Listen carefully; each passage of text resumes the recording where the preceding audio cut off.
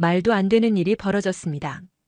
홋카이도 지방에 하루 만에 90cm가 넘는 폭설이 쏟아지고 5일간 누적 강설량이 4m에 육박하면서 인명피해가 속출하고 있습니다. 혹한과 폭설로 히트쇼크 사망자도 계속 발생 중인데요. 한 일본 가정에서는 이런 극한 날씨에도 문제없다며 어떤 한국산 제품을 애지중지하고 있습니다.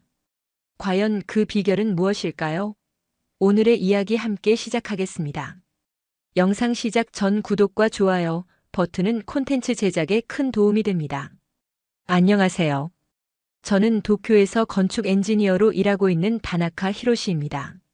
제 이야기는 한국에서의 유학 경험으로부터 시작됩니다. 차가운 일본의 겨울과 따뜻한 한국의 온돌 사이에서 느낀 충격적인 차이가 제 인생을 바꿔놓았죠. 도쿄의 12월 저녁 사무실을 나서는 순간 겨울 공기가 얼굴을 스쳤습니다. 바깥 온도는 7도. 한국에서 겪었던 서울의 영하 날씨에 비하면 상당히 온화한 편이에요. 그런데 웃긴 건 집으로 돌아가는 발걸음이 자꾸 무거워진다는 겁니다. 버스에서 내려 아파트로 향하는 짧은 거리가 이상하게 길게 느껴졌죠. 현관문을 열자 더 차가운 공기가 저를 맞이했습니다. 실내 온도계는 13도를 가리키고 있었어요. 밖보다 집안이 더 춥다니 이게 말이 되나요? 숨을 내쉴 때마다 하얀 입김이 피어올랐습니다. 다다이마. 집에 돌아왔다는 인사가 텅 빈 공간에 메아리 쳤죠. 바로 두꺼운 양말을 신고 스웨터를 하나 더 껴입었습니다. 작은 전기 히터를 켜고 코타츠 테이블 아래로 발을 집어넣었어요. 따뜻함이 서서히 발끝에서 무릎까지 퍼졌지만 여전히 윗몸은 춥기만 했습니다. 거실 TV에서는 뉴스가 흘러나오고 있었죠. 오늘 가고시마현의 한 주택에서 78세 노인이 목욕 중 사망한 채 발견되었습니다. 경찰은 히트쇼크가 원인으로 추정하고 있으며 심장이 쿵 내려앉았습니다. 히트쇼크. 일본에서는 너무나 흔한 겨울철 사망 원인이에요. 따뜻한 방에서 차가운 욕실로 이동할 때 급격한 온도 변화로 혈관이 수축하면서 심장마비가 오는 현상이죠. 3년 전 제 할머니도 같은 이유로 돌아가셨습니다. 식탁 위에 놓인 컵에 물이 차갑게 식어 있었어요. 그 옆에는 내일 출근 준비를 위해 꺼내둔 양복이 걸려 있었죠. 양복 너머로 책장에 꽂힌 붉은색 앨범이 눈에 들어왔습니다. 서울 유학 시절 사진첩이에요. 코타츠에서 나와 앨범을 꺼내 들었습니다. 첫 페이지를 넘기자 서울 건국대학교 교환학생 시절 사진이 튀어나왔죠. 귀에 빨갛게 상기된 채로 땀을 뻘뻘 흘리며 찍은 사진이었어요. 그날은 한겨울 영하 15도였는데 김민호의 아파트는 너무 더워서 반팔 차림으로 지내야 했던 기억이 선명하게 떠올랐습니다. 어떻게 바깥은 영하인데 집안은 사우나 같을 수 있지? 당시 제가 민호에게 던진 질문이었죠. 그는 마치 외계인을 보듯 저를 쳐다보며 웃었습니다. 온돌이잖아. 바닥 전체가 따뜻한데 어떻게 춥겠어? 사진을 넘기자 찜질방에서 찍은 사진이 나왔어요. 뜨거운 돌바닥에 누워 땀을 흘리며 수박을 먹고 있는 모습이었죠. 그 시간이 얼마나 행복했는지 모릅니다. 바닥 자체가 따뜻한 문화라니. 일본에서는 상상도 할 수 없었던 겁니다.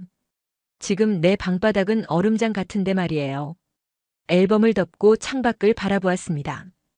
이웃집 유미코 할머니가 두꺼운 담요를 몸에 두르고 창가에 앉아 있는 모습이 보였어요. 78세의 그녀는 매년 겨울마다 관절통으로 고생하시죠. 바로 옆집인데도 방문하기가 꺼려집니다. 그 집도 아마 얼음장일 테니까요. 다시 코타츠로 돌아가며 생각했습니다. 세계에서 가장 발전한 나라 중 하나라는 일본이 왜 이렇게 집을 춥게 지을까? 엔지니어로서 이해가 되지 않았어요. 단열은 기본 중의 기본인데 말이죠. 민호가 보내준 온라인 기사를 다시 열어보았습니다. 일본 가정의 68%가 난방과 온수를 위해 화석 연료를 사용하고 있다는 통계였어요. 그리고 매년 겨울마다 약 1000명이 추위 관련 원인으로 집안에서 사망한다는 충격적인 내용이었죠. 더 놀라운 건 사망자의 40%가 밖이 아닌 집안에서 발생한다는 사실이었습니다. 문득 서울 아파트의 따뜻한 바닥이 그리워졌어요. 맨발로 걸어도 춥지 않았던 그 느낌. 겨울에 반팔을 입고 지낼 수 있었던 그 편안함. 스마트폰을 들어 달력을 확인했습니다. 다음 날은 건축회사 회의에서 새로운 주택 프로젝트 제안을 발표하는 날이었어요. 일본의 주택 난방 시스템을 완전히 바꿔놓을 아이디어죠. 노트북을 열고 프레젠테이션 자료를 다시 검토했습니다. 첫 슬라이드에는 대문짝만하게 적혀 있었어요. 온돌식 바닥 난방 일본 주택의 미래. 회의실에서 보수적인 일본 건축가들의 반응을 상상하니 가슴이 뛰었습니다. 그들의 비웃음이 벌써부터 들리는 것 같았죠. 하지만 저는 결심했어요. 일본의 추운 집들을 바꿔놓을 것입니다. 더 이상 겨울철에 집안에서 죽어가는 노인들이 없도록 말이죠. 밤이 깊어가는데도 잠은 오지 않았습니다. 이불 속으로 더 깊이 파고들며 생각했어요. 내일이 일본 주택의 역사를 바꾸는 첫날이 될지도 모르겠네. 그리고 문득 민호가 항상 하던 말이 떠올랐습니다. 히로시, 한국 사람들은 바닥이 따뜻해야 비로소 집이라고 느낀다고. 저도 이제 그 말의 의미를 온전히 이해했죠. 내일 그 따뜻함을 일본에 가져올 첫 걸음을 떼게 될 겁니다. 제 유학 생활은 2018년 1월에 시작됐어요. 인천공항에 도착했을 때 온도계는 영하 12도를 가리키고 있었습니다. 일본보다 훨씬 추운 기온에 몸이 움츠러들었죠. 패딩을 단단히 여미며 바깥 풍경을 둘러봤어요. 서울은 도쿄보다 훨씬 건조하고 차가웠습니다. 공항 출구에서 저를 기다리던 민호는 놀랍게도 가벼운 코트 차림이었어요. 그가 손을 흔들며 다가오는 모습을 보고 의아했죠. 어떻게 이런 날씨에 저렇게 얇게 입을 수 있는지 이해할 수 없었습니다. 히로시, 여기야. 많이 추워. 민호의 얼굴은 전혀 춥지 않아 보였어요. 그의 차에 올라타자 따뜻한 바람이 얼굴을 쓰다듬었습니다. 민호의 아파트까지 가는 길, 그는 한국의 겨울에 대해 이야기했어요. 서울은 도쿄보다 훨씬 추워. 하지만 집은 완전히 달라. 그의 말을 제대로 이해하지 못했지만 곧 그 의미를 알게 됐습니다. 아파트에 도착해 현관문을 열자 따뜻한 공기가 저를 반겼어요. 신발을 벗는 순간 발바닥을 통해 전해지는 열기에 놀라 움찔했죠. 바닥이 뜨거워요. 민호는 웃으며 고개를 끄덕였습니다. 온돌이라고 해. 우리 집은 바닥 전체가 따뜻하게 데워져. 아파트 안으로 들어서자 더 놀라운 광경이 펼쳐졌어요.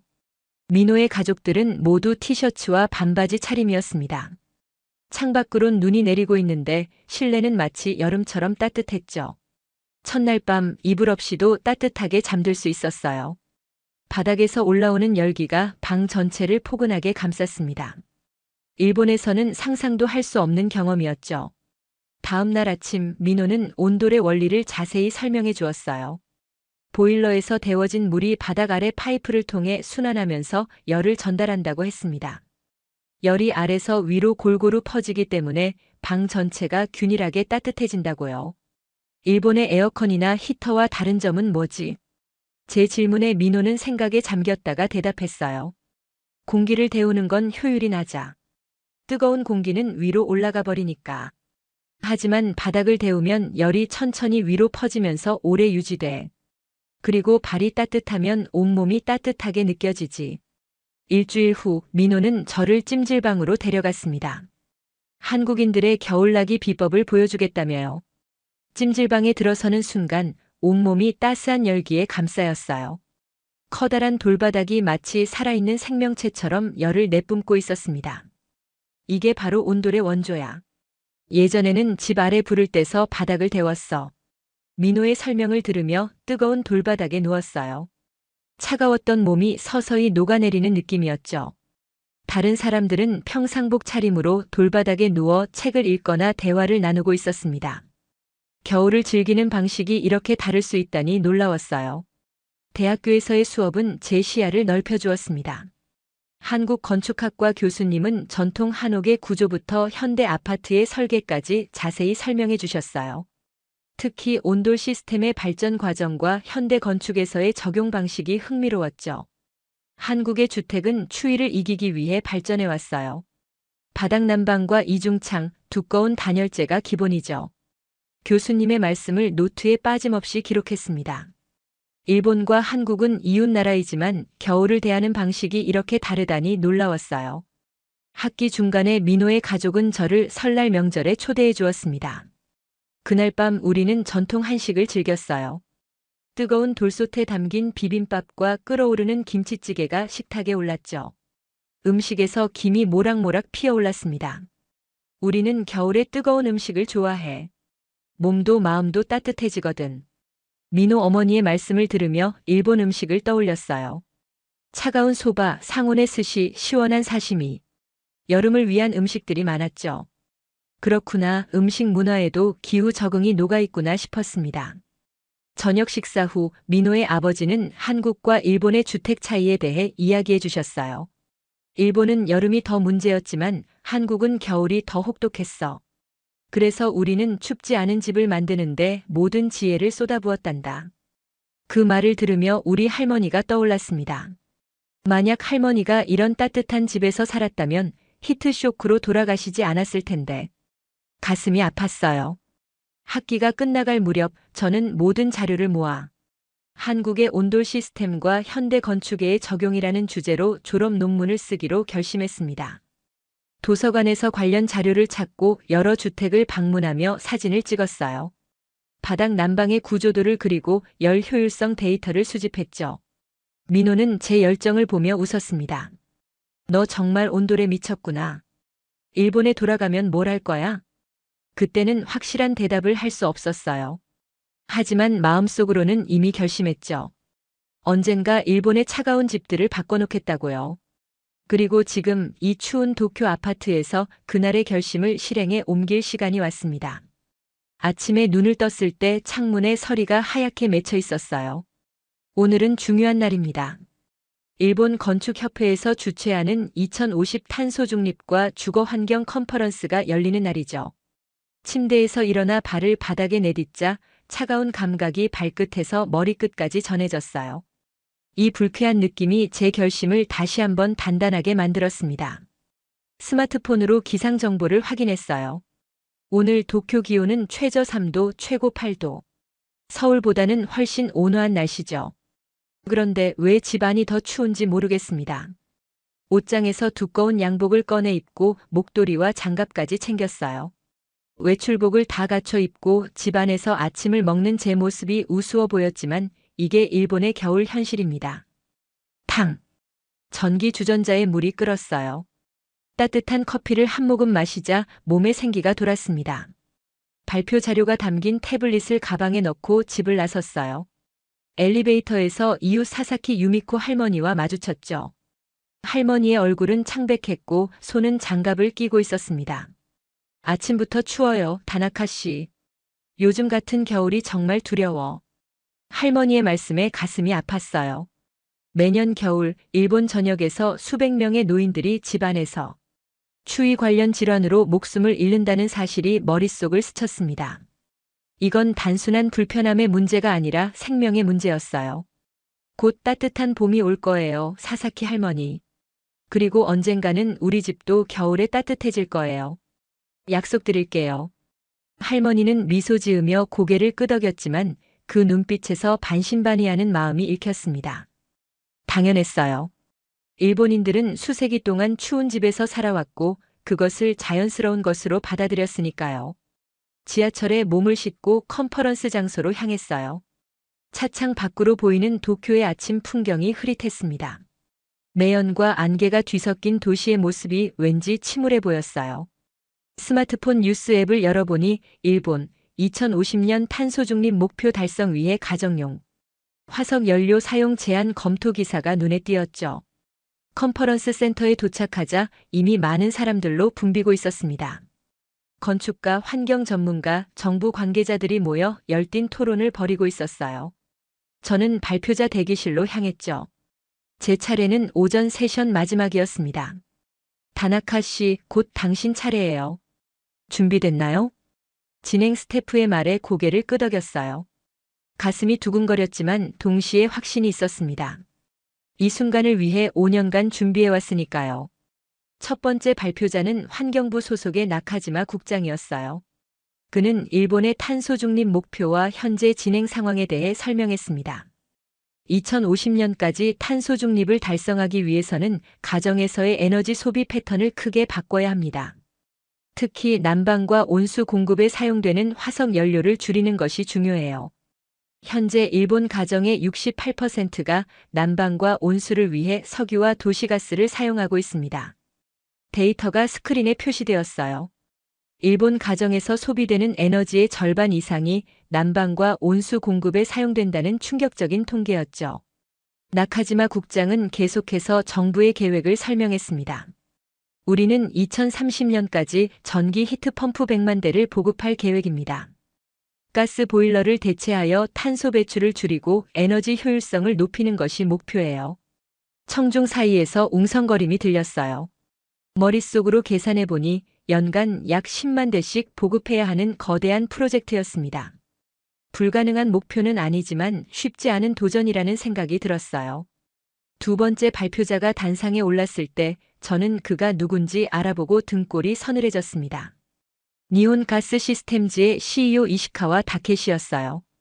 일본 최대 가스 보일러 제조업체의 수장이자 업계의 거물이죠. 이시카와는 자신감 넘치는 미소를 지으며 발표를 시작했어요. 친환경이라는 이름으로 우리의 생활 방식을 급격히 바꾸는 것은 위험합니다. 히트펌프는 겨울철 한파에 취약하고 설치 비용이 높으며 전기 인프라에 과부하를 줄 수 있어요. 천천히 신중하게 접근해야 합니다. 그의 말에 청중 일부가 고개를 끄덕였어요. 저는 손바닥에 땀이 배어나오는 것을 느꼈습니다. 이시카와의 주장은 표면적으로는 합리적으로 들렸지만 그 이면에는 자신의 사업을 지키려는 의도가 분명했죠. 일본인들은 수세기 동안 겨울을 이겨왔습니다.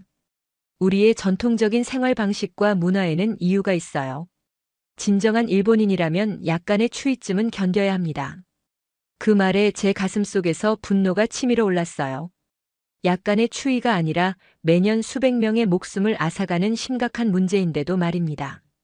손에 쥔 펜을 꽉 쥐었어요. 이시카와의 발표가 끝나고 질의응답 시간이 시작됐습니다. 용기를 내어 손을 들었어요. 이시카와 사장님, 질문 있습니다. 매년 약 1000명의 일본인이 히트쇼크로 사망하고 있는데 그 대부분이 집안에서 발생하고 있습니다. 이것도 약간의 추위라고 생각하시나요? 회의장이 조용해졌어요. 이시카와는 잠시 당황한 듯 했지만 곧 침착하게 대답했습니다. 안타까운 일이지만 그것은 주로 노인 건강 관리의 문제예요. 가스 사용의 문제가 아닙니다. 제 차례가 왔어요. 단상에 올라 깊게 숨을 들이쉬었습니다. 스크린에 첫 슬라이드가 나타났죠. 온돌식 바닥 난방 일본 주택의 미래. 청중들의 표정이 의아해졌어요.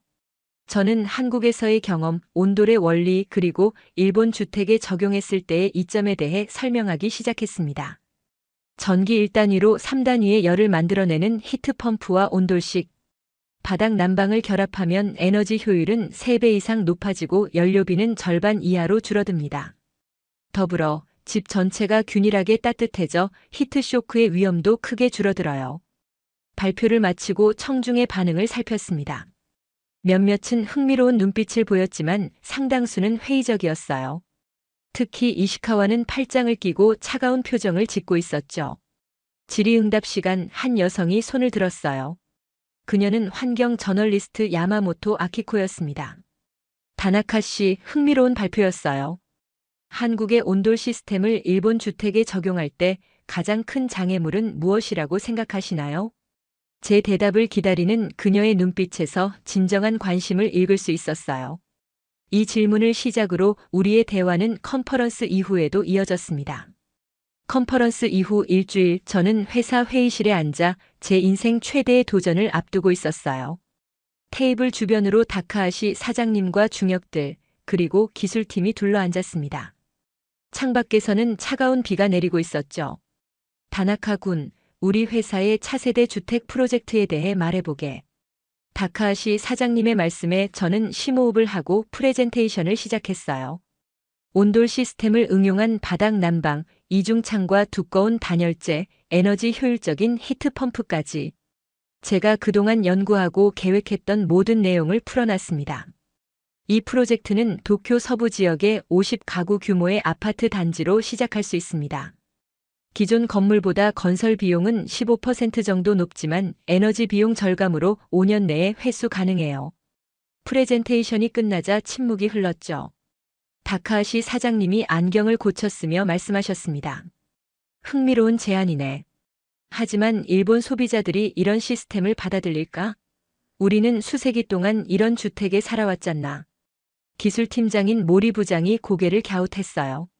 바닥 난방은 목조 구조에 적용하기 어렵지 않을까요? 게다가 지진에 대한 안전성도 확인해야 합니다. 예상했던 질문이었어요. 준비한 자료를 보여드렸습니다. 한국도 지진대에 위치해 있지만 현대공법으로 이 문제를 해결했어요. 우리도 철근 콘크리트 구조의 경량 단열재를 사용하면 지진 안전성을 유지하면서 난방 효율도 높일 수 있습니다. 회의는 2시간 넘게 이어졌어요. 결국 다카하시 사장님이 결론을 내렸습니다. 타당성 조사를 진행해보지. 다만 우리 회사 단독으로는 위험 부담이 크니 정부 지원이나 다른 파트너십을 알아보게. 작은 승리였지만 마음이 가벼워지진 않았어요. 가장 큰 산이 아직 남아 있었으니까요. 바로 나카무라 교수님이었습니다. 다음 날 도쿄대학교 건축학과 나카무라 교수님을 찾아갔어요. 제 스승이자 일본 건축계의 권위자였죠. 그의 지지를 얻는다면 프로젝트에 큰 힘이 될 거라고 생각했습니다. 교수님의 연구실은 언제나처럼 차가웠어요. 히터 하나가 켜져 있었지만 넓은 공간을 데우기엔 역부족이었죠. 교수님은 두꺼운 카디건을 입고 계셨습니다. 온돌 시스템이라. 다나카군, 자네 아이디어는 흥미롭지만 일본 실정에 맞지 않아. 우리 건축의 핵심은 여름을 이기는 것이야. 교수님의 말씀은 단호했어요. 저는 포기하지 않고 설명을 이어갔습니다. 교수님, 일본의 주택은 여름에 대비해 설계됐다는 점을 인정해요. 하지만 현대 기술로는 2가지 문제를 동시에 해결할 수 있습니다. 여름엔 시원하게, 겨울엔 따뜻하게요. 교수님은 고개를 저으셨죠. 우리 일본인은 수천 년간 이런 기후에 적응해 왔어. 너무 급격한 변화는 문화적 충격을 줄 수 있다네. 답답한 마음에 제가 준비해온 자료를 내밀었어요. 이건 일본 각 지역의 겨울철 실내 온도와 노인 사망률 상관관계입니다. 가장 따뜻한 지역이 홋카이도인데 여기는 중앙난방과 단열이 잘 되어 있어요. 반면 온화한 기후의 가고시마가 가장 추운 실내 환경과 높은 사망률을 보입니다. 교수님의 표정이 흔들렸어요. 그는 자료를 유심히 살펴보셨습니다. 자네 말이 일리가 있네. 하지만 일본 건축의 전통성과 정체성은 어떻게 유지할 건가? 그 질문에 제 가슴이 뛰었어요. 기회였습니다. 일본 전통 가옥의 미학을 유지하면서도 현대적 기술을 접목할 수 있어요. 교수님이 지도해 주시면 더 완벽한 프로젝트가 될 거예요. 회의적이던 교수님의 눈빛이 조금씩 변하는 걸 느꼈습니다. 완전한 지진은 아니었지만 가능성은 열렸어요. 그러나 기쁨도 잠시 다음 날 예상치 못한 연락을 받았습니다. 니혼 가스 시스템즈 이시카와 사장의 비서였어요. 다나카 히로시님, 이시카와 사장님께서 개인적인 면담을 요청하십니다. 내일 저녁 7시 긴자의 사쿠라 레스토랑에서 기다리겠습니다. 의아했지만 약속을 잡았어요. 이시카와가 왜 저를 만나려는 건지 궁금했습니다. 레스토랑은 고급스러웠어요. 이시카와는 최고급 정장 차림으로 와인을 마시고 있었죠. 그의 미소가 왠지 불편하게 느껴졌습니다. 다나카 씨, 자네 발표를 인상 깊게 봤네. 젊은 사람의 새로운 아이디어는 언제나 환영이지. 하지만 그는 목소리를 낮추고 제안을 했어요. 우리 회사에 합류하게. 연봉은 지금의 2배. 자네 아이디어를 우리 기술에 접목해보자고. 이건 매수였어요. 제 아이디어를 사들여 묻어버리려는 속셈이었죠. 가슴속에서 분노가 치밀었지만 침착하게 대답했습니다. 감사합니다만 제 프로젝트는 이미 시작됐어요. 거절하겠습니다. 이시카와의 표정이 돌변했죠. 젊은이, 자네가 무슨 일을 하려는지 알고 있나? 우리 산업 전체를 뒤흔들려고. 조심하게. 이 업계에서 나를 적으로 만드는 건 현명하지 않아. 그 순간 휴대폰이 울렸어요. 집 경비원이었습니다. 다나카 씨, 빨리 오세요. 사사키 할머니가 화장실에서 쓰러지셨어요. 구급차가 오고 있습니다. 가슴이 철렁 내려앉았어요. 이시카와를 뒤로 하고 급히 자리를 떴습니다. 아파트에 도착했을 때 구급대원들이 할머니를 들것에 실어 나르고 있었어요. 창백한 얼굴, 파란 입술. 히트쇼크의 전형적인 증상이었습니다. 상태가 어떤가요? 제가 다급하게 물었어요. 다행히 빨리 발견되셨네요. 회복 가능성이 있습니다. 그날 밤 병원 의자에 앉아 생각했어요. 이것은 더 이상 단순한 비즈니스 프로젝트가 아니었습니다. 사람들의 생명이 걸린 문제였어요. 이시카와든 누구든 이제 물러설 수 없었습니다. 유미코 할머니가 퇴원한 날 제 결심은 더욱 굳어졌어요. 할머니는 다행히 빠르게 발견되어 큰 후유증 없이 회복되셨습니다. 하지만 다음번에는 그런 행운이 따르지 않을 수도 있었죠. 회사로 돌아가 다카하시 사장님에게 바로 보고했어요. 시범 프로젝트를 즉시 시작해야 합니다. 더 이상 지체할 시간이 없어요. 다카하시 사장님은 제 간절한 눈빛을 보더니 고개를 끄덕이셨죠. 그래, 다나카군. 자네 열정이 나를 설득했네. 타치가와 부지의 10가구 규모로 시작해보지. 첫 삽을 뜨기까지 2달이 걸렸습니다. 그 사이 저는 한국의 민호에게 연락해 기술 자문을 요청했어요. 그는 흔쾌히 도움을 주겠다며 일본을 방문하기로 했죠. 히로시, 내가 드디어 해냈구나. 온돌이 일본을 정복하는 날이 오다니. 민호는 여전히 유쾌했습니다. 그의 회사는 이미 한국에서 최신 온돌 시스템을 개발하고 있었고 우리 프로젝트에 기술 지원을 해주기로 했어요. 공사 현장에서 첫 기초 공사가 시작되던 날 저와 민호는 감격에 겨워 현장을 둘러봤습니다. 일본과 한국의 기술이 만나 새로운 주거 문화를 만들어내는 순간이었죠. 바닥 배관은 이렇게 촘촘히 해야 열이 고르게 퍼져. 그리고 단열재는 최소 10cm 두께로 넣어야 해. 민호의 조언을 현장 감독관들이 열심히 메모했어요. 일본 건축가들도 처음에는 의구심이 있었지만 민호의 전문적인 설명에 점차 수긍하는 모습이었습니다. 하지만 순탄치만은 않았어요. 공사가 한창이던 어느 날 갑작스러운 안전 점검이 시작됐습니다. 이유도 알려주지 않고 모든 작업을 중단시켰죠. 다나카 씨, 건축법 위반 혐의가 있어 조사가 필요합니다. 점검관의 말에 가슴이 철렁 내려앉았어요. 우리는 모든 법규를 철저히 준수했는데 말입니다. 조사는 2주나 이어졌고 그동안 공사는 완전히 중단됐습니다. 회사는 손실을 감당해야 했고 투자자들은 불안해하기 시작했죠. 야마모토 아키코가 취재차 현장을 방문했을 때 저는 그녀에게 속내를 털어놨어요. 이건 분명 이시카와의 소행입니다. 그는 규제 당국에 영향력이 있어요. 아키코는 진지하게 고개를 끄덕였죠. 제가 조사해 보겠습니다. 이런 부당한 방해가 있다면 반드시 밝혀내야 해요.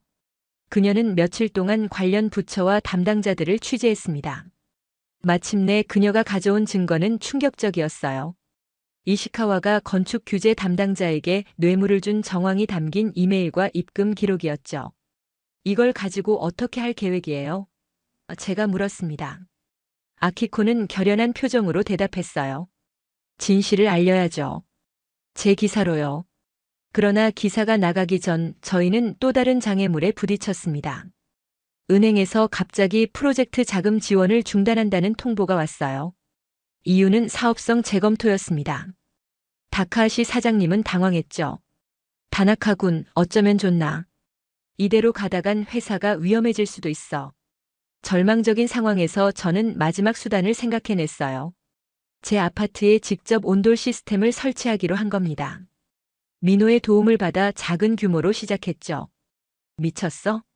임대 아파트인데 바닥을 뜯는다고. 민호의 놀란 목소리가 귓가에 울렸지만 저는 결심이 섰어요. 집주인에게 허락을 구하고 나중에 원상복구하겠다는 약속을 했습니다. 다행히 집주인도 호기심을 보였죠. 다나카 씨, 정말 따뜻해진다면 오히려 집 가치가 올라갈 텐데요. 한번 해보세요. 주말 내내 저와 민호는 제 거실 바닥을 뜯고 단열재와 온수 파이프를 설치했어요. 전기로 작동하는 소형 보일러도 연결했죠.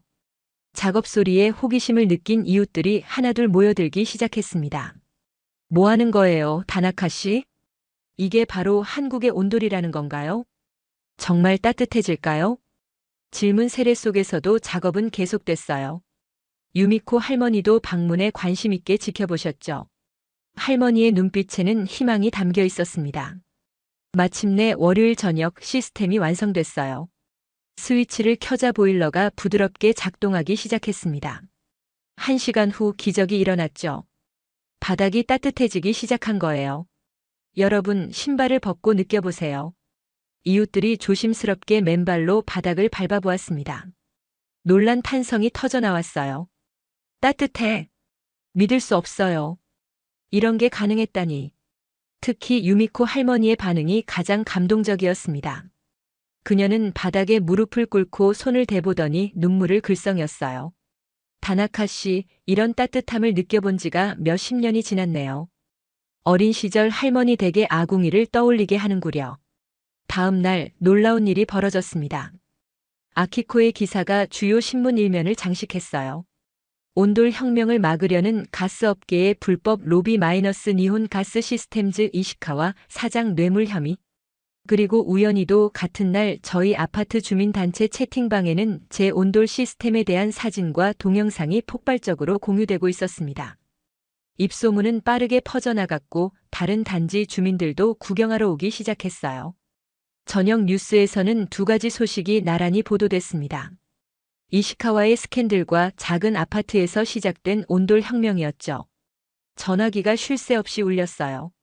투자자들, 언론사 그리고 다카하시 사장님이었습니다. 다나카군, 자네 미쳤나? 하지만 자네는 천재야. 지금 50건이 넘는 문의가 들어왔어. 프로젝트를 계속하게. 나도 전폭적으로 지원하겠네. 이시카와의 방해 공작은 오히려 역효과를 낳았어요. 사람들의 관심이 폭발적으로 늘어나면서 오히려 더 큰 호응을 얻게 된 겁니다. 때로는 고난이 기회가 되기도 하는 법이죠. 아키코의 기사가 폭발적인 파장을 일으켰습니다. 출근길 지하철에서 사람들이 신문을 들여다보는 모습이 눈에 띄었어요. 온갖 표정들이 보였죠. 분노, 놀라움, 호기심까지. 저는 이 모든 상황이 믿기지 않았습니다. 이시카와의 스캔들은 삽시간에 전국적인 화제가 되었어요. 특히 아키코가 발굴한 충격적인 통계 자료는 모든 이의 관심을 끌었습니다. 일본에서 겨울철 실내 온도가 가장 높은 지역이 가장 추운 홋카이도라는 사실, 그리고 기후가 온화한 가고시마가 오히려 실내 온도가 가장 낮고 히트쇼크 사망률이 높다는 역설적인 결과였죠. 이것이 바로 단열과 중앙난방의 중요성을 증명하는 증거입니다. 홋카이도는 겨울철 평균 실내 온도가 20도를 유지하는 반면 가고시마는 평균 13도에 불과합니다.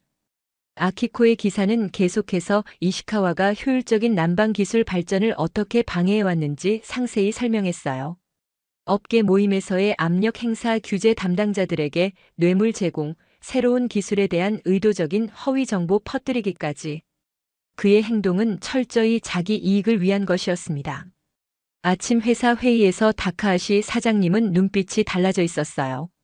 이전의 주저함은 사라지고 단호함이 느껴졌죠. 다나카군, 자네 프로젝트에 전폭적인 지원을 하겠네. 이건 단순한 비즈니스가 아니라 사회적 책임의 문제야. 오후에는 환경부에서 연락이 왔습니다. 탄소중립 주택 시범 사업에 우리 프로젝트가 선정되었다는 소식이었어요. 정부 보조금까지 지원받게 되었죠. 이시카와의 영향력이 사라지자 물꼬가 트인 겁니다. 이시카와는 언론 기자회견을 열어 혐의를 부인했습니다. 저는 TV로 그의 모습을 지켜봤어요. 땀에 젖은 얼굴, 불안한 눈빛이 역력했죠. 저는 결코 그런 불법 행위를 하지 않았습니다. 이는 온돌 추진 세력의 음모입니다. 그때였어요. 한 기자가 예상치 못한 질문을 던졌습니다. 이시카와 사장님, 당신 자신의 자택은 온돌 시스템을 사용하고 있다는 사실이 맞습니까? 회견장이 순간 조용해졌어요. 이시카와의 얼굴이 창백해졌죠. 그가 말을 더듬기 시작했습니다. 그건 단순한 시험 설치였고. 또 다른 기자가 물었어요. 고급 주택가에 있는 당신의 별장에도 온돌 시스템이 있다는데 왜 자신은 편안하게 지내면서 일반 국민들에게는 추위를 견디라고 주장하는 겁니까? 이시카와는 더 이상 말을 잇지 못했습니다. 그는 급히 자리를 털고 일어나 회견장을 빠져나갔어요. 모든 카메라가 그의 도망치는 모습을 담았죠. 이보다 더 명백한 망신은 없었습니다. 다음 날 모든 주요 신문이 이시카와의 위선을 다뤘어요. 그가 2017년 몰래 한국 업체를 통해 자신의 집에 온돌 시스템을 설치했다는 사실도 드러났습니다. 온돌의 효율성과 편안함을 알면서도 자신의 사업을 위해 대중에게는 숨겨온 것이죠. 이 스캔들은 일본 사회의 난방 문제에 대한 전국적인 대화를 촉발시켰어요. 저녁 뉴스 토론 프로그램에서는 건강 전문가들이 추운 집과 건강 문제 사이의 연관성에 대해 이야기했습니다. 일본은 지칠 국가 중 겨울철 초과 사망률이 가장 높습니다. 이는 주택 난방과 직접적인 관련이 있어요. 환경운동가들도 목소리를 높였죠. 효율적인 난방은 탄소 배출을 줄이는 핵심입니다. 히트펌프와 온돌 시스템의 조합은 에너지 사용량을 60%까지 줄일 수 있어요. 저는 몇몇 토론 프로그램에 초대받아 온돌 시스템의 원리와 장점을 설명했습니다. 처음에는 긴장했지만 제가 경험한 것을 솔직하게 이야기하자 사람들이 귀 기울여 주었어요. 한국에서 유학 시절, 저는 영하 15도의 바깥 날씨에도 실내에서 반팔 차림으로 지낼 수 있었습니다. 바닥에서 올라오는 열기가 공간 전체를 고르게 데우기 때문이에요. 시청자 전화가 빗발쳤죠. 대부분 어떻게 우리 집에도 설치할 수 있나요? 라는 질문이었습니다. 사람들의 관심이 폭발적으로 늘어났어요. 민호에게 이 상황을 전화로 설명했더니 그가 웃으며 말했습니다. 히로시, 이건 운명이야. 수세기 전에 한국의 온돌이 일본에 전해졌다가 사라졌는데 이제 다시 돌아가는 거야. 역사적으로 온돌 기술이 삼국시대에 일본에 전해졌다는 기록이 있었어요. 하지만 일본의 기후와 건축 방식에 맞지 않아 점차 사라졌다고 합니다. 역사는 때로 순환하는 법이죠. 아키코는 후속 기사를 준비하고 있었습니다. 이번에는 일본 각지의 추운 집에서 살아가는 사람들의 이야기를 담은 르포였어요. 그녀는 저에게 자문을 구했습니다. 다나카 씨, 실제로 온돌 시스템이 노인들의 건강에 어떤 영향을 미칠까요? 저는 한국의 통계 자료를 보여주었어요. 바닥 난방이 보편화된 이후 겨울철 노인 사망률이 크게 감소했다는 내용이었습니다. 특히 관절염 환자들의 삶의 질이 향상되었다는 연구 결과도 있었죠. 일본 의사협회에서도 성명을 발표했어요. 추운 주택 환경이 노인 건강에 미치는 부정적 영향을 경고하며 정부의 적극적인 대책을 촉구했습니다. 이제 이 문제는 단순한 편의성이 아닌 공중보건의 이슈로 자리 잡았어요. 이시카와는 결국 사임을 발표했습니다. 니혼가스 시스템즈는 새로운 CEO를 선임하고 방향 전환을 선언했어요. 히트펌프와 하이브리드 난방 시스템 개발에 투자하겠다는 내용이었죠. 시대의 변화를 거스를 수 없음을 깨달은 겁니다.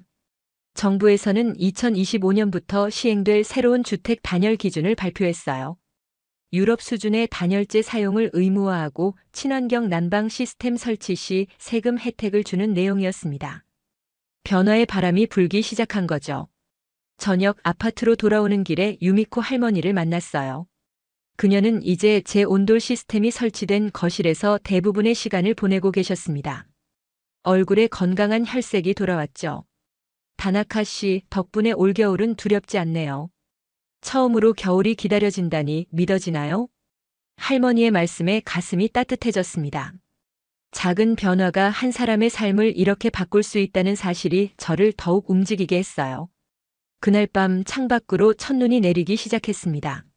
하지만 이제 눈을 보는 마음이 달라졌어요. 겨울은 더 이상 두려움의 계절이 아니었습니다. 따뜻한 바닥에 발을 대고 누워 눈 내리는 풍경을 편안하게 감상할 수 있는 시간이 된 거죠. 이듬해 봄 정부주택위원회에서 공식 초청장이 도착했습니다. 일본 주택의 난방 개선에 관한 발표를 요청하는 내용이었어요. 처음에는 제가 아닌 다른 사람을 찾는 것인지 의심스러울 정도로 놀라웠죠. 아직 35의 젊은 건축가에게 이런 기회가 온다는 건 상상하기 어려웠습니다. 국회의사당 근처 정부 건물에 들어서자 긴장감이 몰려왔어요. 회의실에는 각계 전문가들과 정부 관계자들이 모여 있었습니다.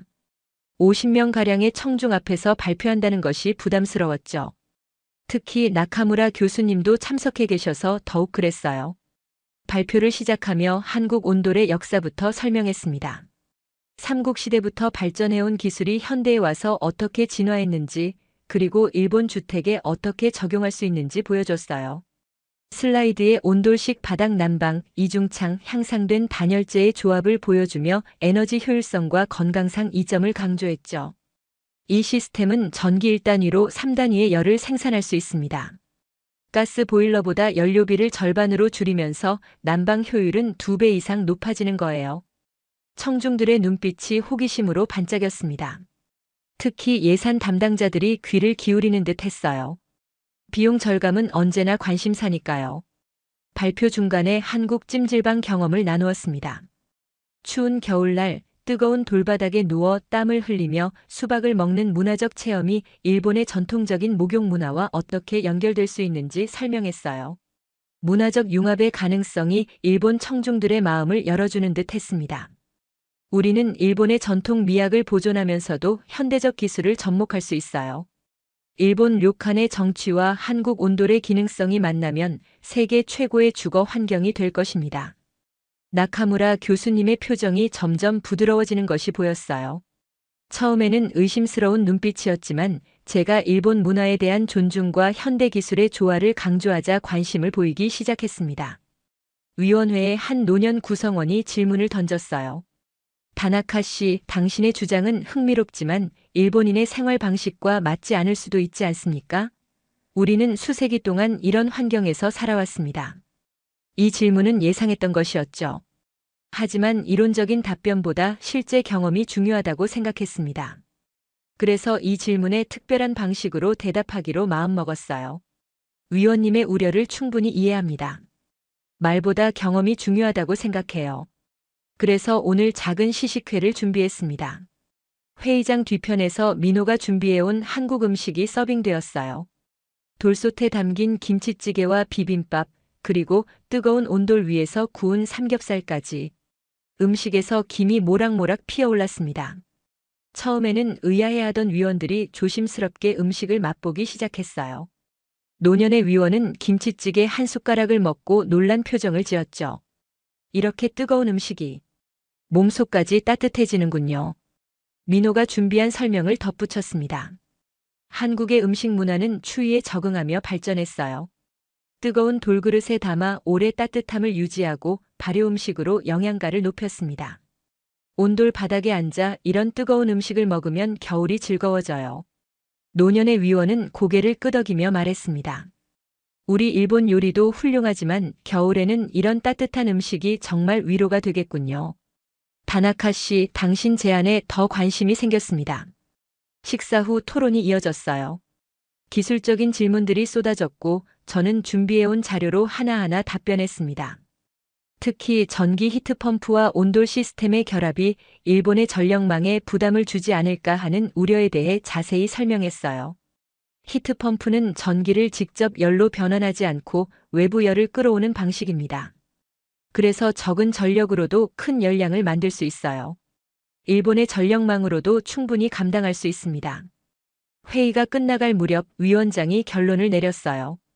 다나카 씨의 제안을 긍정적으로 검토하겠습니다. 2025년부터 시행될 새로운 건축 기준에 온돌식 난방을 선택 사항으로 포함하고 설치 가구에 보조금을 지급하는 방안을 추진하겠어요. 이 순간 제 가슴이 벅차올랐습니다. 작은 시도에서 시작된 변화가 이제 국가 정책이 되어가는 과정을 지켜보는 것은 놀라운 경험이었어요. 회의 후 나카무라 교수님이 다가왔습니다. 다나카 군, 자네 생각이 옳았어. 나는 너무 전통에만 집착했던 것 같네. 함께 새로운 프로젝트를 진행해보지 않겠나? 내 연구실에서 온돌과 일본 전통 건축의 융합을 연구해보면 어떨까? 교수님의 제안에 기쁘게 수락했어요. 이제 더 큰 변화를 만들 수 있는 기반이 마련된 것 같았습니다. 그 후 아키코는 현대주택 난방의 발전으로 일본인의 삶의 질이 어떻게 향상되고 있는지 후속 기사를 발표했어요. 첫 겨울 결과가 나왔는데 온돌 시스템이 설치된 지역에서 히트쇼크 사망자 수가 30% 감소했다는 놀라운 통계였습니다. 미래 주택 박람회에서는 온돌 시스템을 적용한 다양한 모델하우스가 선보였어요. 전통 일본 가옥의 미학을 유지하면서도 현대적 난방 기술을 접목한 디자인들이 인기를 끌었습니다. 특히 료칸 스타일의 온돌방은 관람객들의 발길이 끊이지 않았어요. 민호와는 한일 지속가능 주택협회를 설립했습니다. 첫 프로젝트로 교토의 오래된 료칸을 온돌 시스템으로 개조하는 작업을 진행했어요. 전통적인 다다미방은 그대로 유지하면서 바닥 아래에 온수 파이프를 설치하는 방식이었죠. 이 프로젝트는 일본 건축계에 큰 반향을 일으켰습니다. 저녁 집으로 돌아가는 길, 스마트폰으로 주택 난방 효율성을 높이는 앱을 개발 중인 스타트업의 제안서를 검토했어요. 이제 온돌은 단순한 난방 방식을 넘어 디지털 기술과 결합된 스마트홈의 핵심 요소로 진화하고 있었습니다. 창밖으로 도쿄의 밤 풍경이 펼쳐졌어요. 빌딩 창문들에서 흘러나오는 따뜻한 불빛이 마치 도시 전체가 하나의 온돌처럼 느껴지게 했습니다. 변화는 이미 시작되었고 되돌릴 수 없는 흐름이 된 것 같았어요. 온돌 프로젝트가 본격화된 지 2년 후 제가 설계한 첫 번째 온돌식 아파트 단지가 완공되었어요. 타치가와 지역에 지어진 하루노온 레지던스는 처음부터 온돌 시스템을 염두에 두고 설계된 건물이었죠. 50가구 규모의 아담한 단지였지만 일본 주택의 새로운 시대를 여는 상징이 되었습니다. 입주 첫날 새 주민들이 단지로 들어오는 모습을 지켜봤어요. 특히 많은 노인분들이 이주해 오셨는데 유미코 할머니도 그중 한 분이셨습니다. 할머니는 예전 아파트를 팔고 이곳으로 이사 오셨다고 했어요. 제 온돌 시스템이 임시로 설치된 집을 경험한 후 영구적으로 이런 환경에서 살고 싶다는 결심을 하셨다고 했죠. 다나카 씨, 내 남은 인생을 이렇게 따뜻하게 보낼 수 있다니 꿈만 같아요. 할머니의 말씀에 코끝이 찡했습니다. 건축이 사람의 삶을 이렇게 직접적으로 바꿀 수 있다는 사실이 가슴 깊이 와닿았어요. 첫 겨울이 지나고 입주민 만족도 조사를 실시했습니다. 결과는 기대 이상이었어요. 에너지 소비량은 기존 아파트 대비 40% 감소했고 난방비는 평균 55% 절감되었습니다. 건강 관련 지표도 놀라웠죠. 입주민 중 관절염 환자들의 90%가 증상 완화를 보고했고 감기 발병률도 30% 줄었다고 해요. 이런 성공 사례가 알려지면서 전국에서 문의가 쏟아졌습니다. 주택 건설사들이 앞다투어 온돌 시스템 도입을 검토하기 시작했고 리모델링 시장도 활기를 띠었어요. 특히 노인주택과 요양시설에서의 수요가 폭발적이었죠. 한편 이시카와는 부패 혐의로 재판을 받고 있었습니다. 법정에서 그를 마주했을 때 예전의 오만한 모습은 온데간데 없었어요. 의기소침한 표정으로 앉아있는 그를 보니 복잡한 감정이 들었죠. 미움보다는 안타까움이 컸습니다. 그가 좀 더 변화를 받아들였다면 그의 회사도 이 새로운 흐름의 선두에 설 수 있었을 텐데 말이에요. 흥미로운 것은 이시카와의 후임으로 온 니혼가스 시스템즈의 새 CEO가 회사의 방향을 완전히 바꾸었다는 점입니다. 그들은 이제 가스 보일러 대신 친환경 히트펌프와 온돌 시스템 개발에 전력을 다하고 있었어요. 시대의 변화를 거스를 순 없다는 걸 깨달은 거죠. 다나카 씨, 저희와 협력해 주시면 어떨까요? 온돌 기술의 표준화를 함께 만들어갔으면 합니다. 새 CEO의 제안은 의외였지만 기꺼이 수락했어요. 적을 친구로 만드는 것보다 더 좋은 승리는 없으니까요. 민호와 함께 한일 지속가능 주택협회는 점점 성장했습니다. 양국의 건축가와 엔지니어들이 모여 아이디어를 나누고 더 나은 주거 환경을 위한 연구를 진행했어요.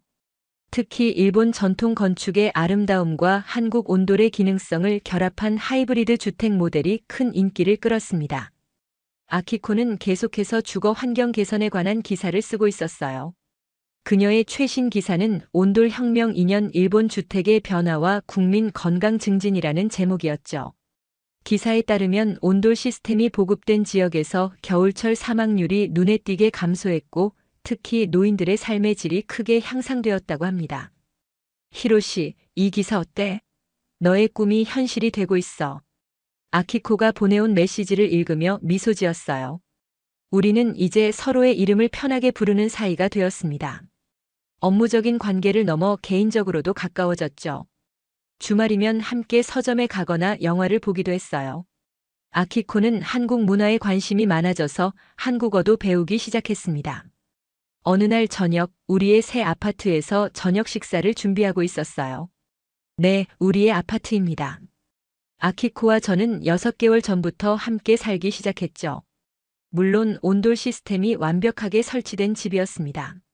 저는 일본식 냄비 요리를, 아키코는 김치찌개를 만들고 있었어요. 문화의 융합은 우리 식탁에서도 일어나고 있었습니다. 아키코가 갑자기 질문을 던졌어요. 히로시, 우리 서울로 휴가 가면 어떨까?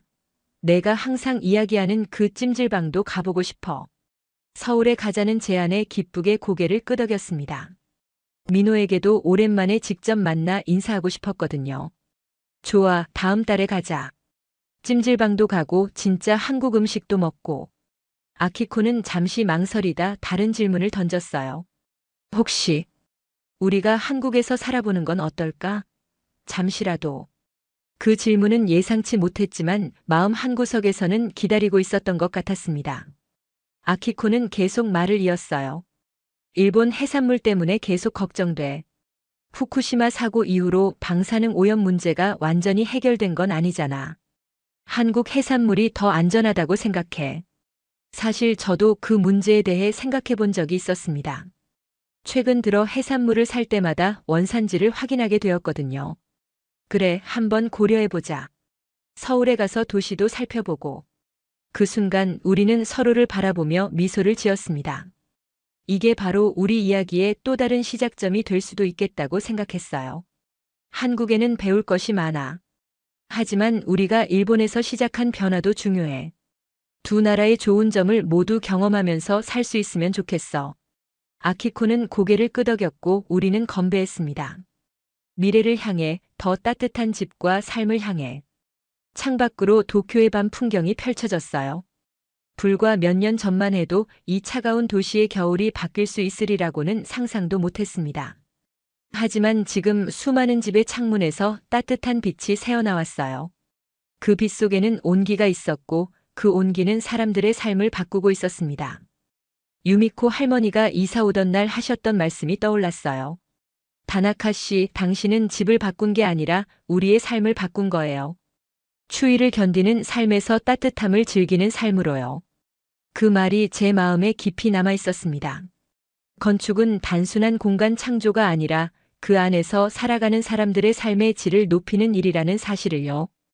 2년 전 그 추운 아파트에서 시작된 작은 변화가 이제는 일본 전역으로 퍼져나가고 있었습니다. 외부는 춥지만 이제 일본의 집들은 안전하고 따뜻한 피난처가 되어가고 있었어요. 그리고 저는 이 변화의 한가운데 서 있었습니다. 창밖에 눈이 내리기 시작했어요. 하지만 이제 눈을 보는 마음이 달라졌습니다. 눈은 더 이상 두려움의 대상이 아니라 따뜻한 집 안에서 안전하게 감상할 수 있는 겨울의 선물이 되었어요. 아키코가 따뜻한 차를 내밀며 말했습니다. 히로시, 이게 바로 행복이 아닐까? 추운 세상 속의 따뜻한 공간. 그녀의 말에 깊이 공감하며 고개를 끄덕였어요. 제 인생의 따뜻한 변화는 한국에서 시작되었지만 이제 그 따뜻함은 제 고향 일본에서 꽃 피우고 있었습니다. 그리고 언젠가 우리는 한국으로 돌아가 그 따뜻함의 근원지에서 또 다른 시작을 할지도 모른다는 생각에 가슴이 설렜습니다. 그날 밤 따뜻한 온돌 바닥 위에서 편안하게 잠이 들었어요. 꿈속에서 한국의 찜질방과 일본의 온천이 하나로 어우러지는 모습을 보았습니다. 문화의 경계는 사라지고 오직 따뜻함만이 남아 있었어요. 오늘의 사연 어떻게 들으셨나요? 사연이 여러분의 마음을 울렸다면 구독과 좋아요, 댓글 많이 남겨주세요. 부탁드립니다. 영상 시청해주셔서 감사합니다.